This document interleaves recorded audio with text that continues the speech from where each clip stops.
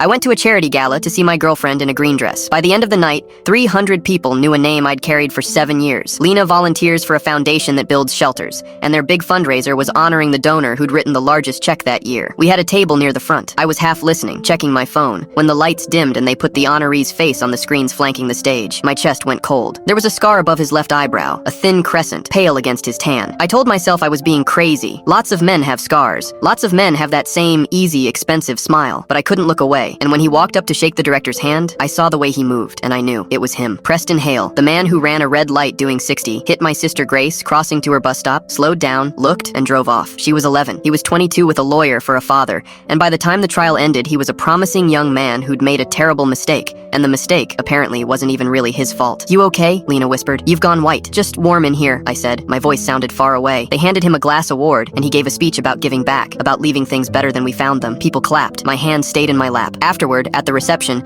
Lena took my arm. "Come meet him. He's the reason half these shelters exist." I let her walk me over because I didn't know how to say no without saying everything. Preston turned, smiled the practiced smile, and then his eyes hit mine and stopped, just for a second. He knew me too. "Have we met?" he said smoothly, glancing at Lena, then back at me. "You look familiar." Lena laughed something about a small world. Then a photographer pulled her away for a picture, and the second she was gone, his face changed. The warmth drained right out of it. "Grace's brother," he said quietly, like he was tasting it. "Wow, you got tall." My mouth went dry. "You still carrying that around?" He sipped his drink. "It was 7 years ago. I was basically a kid. I didn't even see her, if that helps." He said it like it was a gift. One second she wasn't there, then she was. Bad luck. For both of us. I wanted to put his head through the table. I didn't move. He leaned in. "You know what nobody tells you? Money doesn't just buy lawyers. It buys the story. Ask anyone in this room who I am. I'm the guy who builds shelters. That's the whole truth, as far as they're concerned." He patted my arm. "Good seeing you. Enjoy the night." He walked off to shake more hands. I stood there shaking. He was right, and he knew it. His word was gold and mine was nothing. Except he didn't know about the one thing I still had. The car stopped behind Grace's crossing had a dash cam. After the trial, after Hale's lawyers got the footage thrown out on some technicality about how it was stored, a detective quietly slipped me a copy. It showed the light, his car, the plate, and the 2 seconds where he slowed, saw what he'd done, and drove off. It just wasn't admissible. I found Lena near the bar. "I need you to watch something," I said. "Please." We stepped into the hallway and I played it. She watched all 40 seconds without a sound. When it ended, she looked at the ballroom doors, then at me, and held out her hand for my phone. I didn't ask what she was going to do. She walked back in while Hale was mid-toast at the head table, found the man running the screens, and said something I couldn't hear. Then Grace's last 2 seconds were playing on both screens, 40 feet wide, over 300 plates of salmon. The room went quiet. Then it wasn't quiet at all. Preston stood there with his glass still raised, watching himself slow down and drive away. The foundation's director set down her fork. A woman near the front started to cry. He opened his mouth to explain, and nothing he said landed on anyone. I didn't say a word to him. I took Lena's hand, and we walked out the front while the whole room stayed behind, finally seeing him. Grace would have been 18 this year.